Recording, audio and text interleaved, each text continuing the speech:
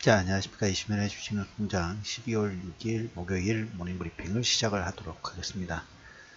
전일 시장에서 나스닥, 미국 시장은 휴장이었다는 얘기 먼저 좀 들어보도록 하겠고, 유럽 증시는 우리가 이제 이틀 전에 미국 시장 국채 수익률의 역전으로 인해서 알고리즘이 좀 작동이 됐죠. 이 작동 부분들은 일단 FMC 회의 전후까지 어, 유지가 좀 되지 않을까. 금리 인상 부분도 예정이 좀 돼 있기 때문에. 근데 일단 금리 인상을 12월 달에 진행하든 하지 않든 큰 의미 부분들은 없다. 왜? 이미 금리 인상 속도가 내년에는 꺾일 거라는 게 시장에서 받아들여졌다는 의미가 국제 수익률의 역전이 진행됐다는 일드 커브의 현상이 일어났다는 걸로 여러분들 체크하시면 될 것 같습니다. 자, 그래서 유럽 증시는 그 미국 시장이 하락으로 해서 그 다음에 브렉시트가 합의가 됐는데 지금 이제 12월 11일까지 영국 의회에서 표결이 예정이 되어 있어요. 표결인데 메이 총리의 당이 과반수이기는 합니다만은 메이 총리 자체 그 당에서도 상당히 좀 반발 부분들이 좀 있습니다. 그래서 한 5일 정도 남아있는 표결 어떻게 될 것인가 거기에 대한 불안 심리가 유럽 증시를 조금 흔드는 그런 역할 부분도 좀 했다라는 얘기를 좀 드려보도록 하겠습니다. 그래서 이번 12월 11일까지는 시장에서 영향을 주는 내용이 되지 않을까. 자, 이제 12월 장세, 그 다음에 신년 정세, 여러 가지 이제 정책들이 나오고, 모멘텀들이 상당히 많이 발표가 되는 시점입니다. 그래서 종목군들이 여기에 영향 부분들을 받을 가능성이 상당히 좀 큰데, 일단 어제 베이지북하고 그 다음에 국내에 나와 있는 여러 가지 이슈 관련된 내용 부분들 같이 좀 얘기 드리면서 모닝브리핑을 정리를 좀 하도록 하겠습니다. 중요한 게 제 미국과 중국의 무역 분쟁 관련된 부분들로 중국이 미국산 LNG 수입, 대두 수입 재개 부분들을 하고 있습니다. 합의 내용이 상당히 빠르게 좀 발표가 나오고 있고 진행이 좀 되고 있는 모습, 지적재산권 관련된 데서 회사채 발행 금지 가능성도 코멘트가 좀 됐기 때문에 그 다음에 중국이 추가 내수 부양책, 대규모 감세 발표 부분들 예상을 하고 있어요.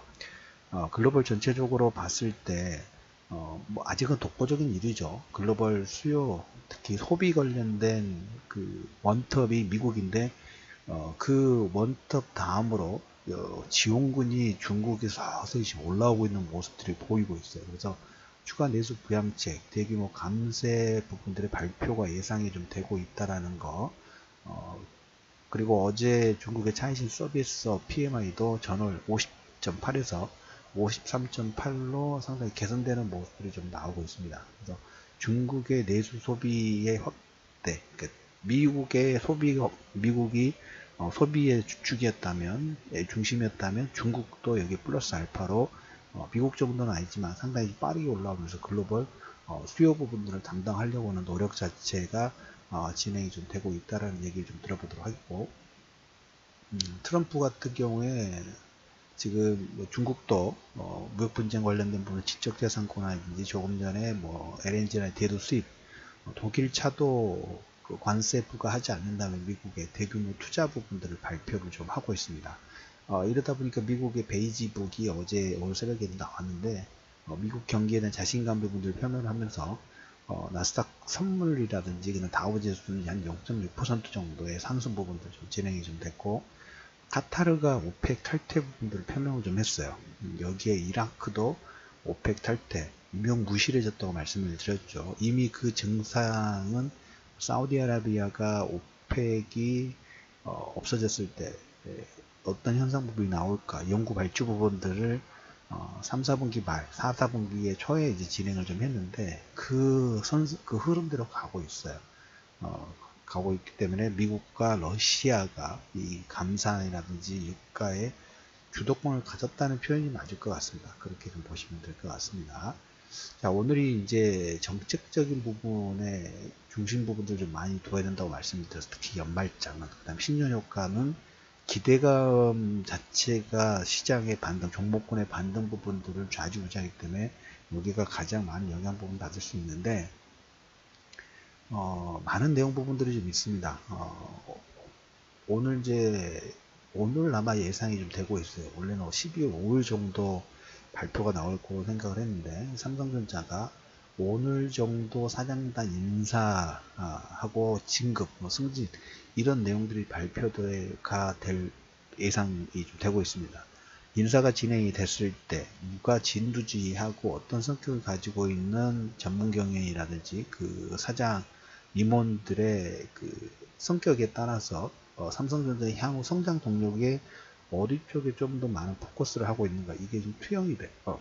그래서 시장에서는 이 내용 부분들이 좀 상당히 좀 관심을 좀 크게 두는 그런 현상 부분들이 좀 있는데, 오늘 삼성전자의 사장단 인사 관련된 내용 부분하고, 어제 그 카카오톡하고 텔레그램에 올려드렸습니다만은, 제주도에 원희룡 제주도 지사죠.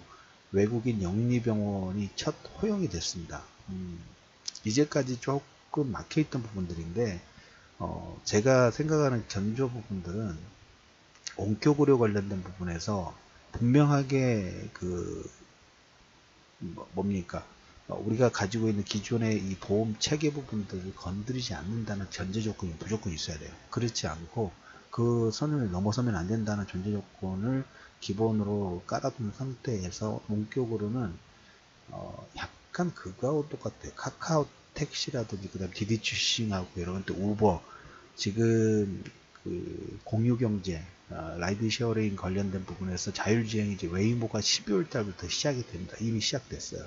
그래서 원격으로도 5G가 되면 할까 말까 부분들을 고민하는 게 아니라, 우리가 보면 제약도 지금 잘하고 있죠. 제약 바이오라든지 그다음에 이쪽 의료 쪽에 대한 손기술도 우리나라가 분명히 좀 가지고 있는 그 장점 중에 하나예요. 그래서 원격 의료의 가시화를 통해 가지고 우리가 해외로 진출하는 5G가 되면 속도 자체가 지연 자체가 없기 때문에 원격 의료 부분 협업 부분들이 지금 시스템을 한 단계 점프할 수 있는 거 분명히 좀 있어요. 그래서 외국인 첫 영리병원, 우리가 가지고 있는 기존의 보험 체계를 건드리지 않는다는 전제 조건만 지켜준다 하면 원격 의료는 막아야 될 게 아니라 좀 더 빠르게 가야 되지 않을까라는 생각입니다. 그래서 우리나라가 가지고 있는 우수한 인적 자원, 특히 의료라든지 성형이라든지 그 다음에 이쪽 의료 제약 바이오도 마찬가지예요. 그것은 우리가 가지고 있는 장점 중에 하나이기 때문에 좀 더 글로벌 진출 부분도 좀 해야 된다. 영리병원의 첫 허용이 관련주들의 움직임 자체를 만들 수 있는 가능성 자체가 크다는 얘기를 좀 들어보도록 하겠습니다. 자, 오늘은 12월 6일은 두 가지만 좀 집중을 좀 하도록 하겠습니다. 중국이 추가 내수 부양책, 소비를 확대시키는 그런 내용 부분들 진행을 좀 하고, 그 다음에 외국인 영리병원하고 삼성전자의 사장단 인사 관련 내용들이 예정이 좀 되어 있다는 얘기 드리면서 12월 6일 이슈맨의 주식뉴스 공장 모닝 브리핑을 마무리하도록 하겠습니다.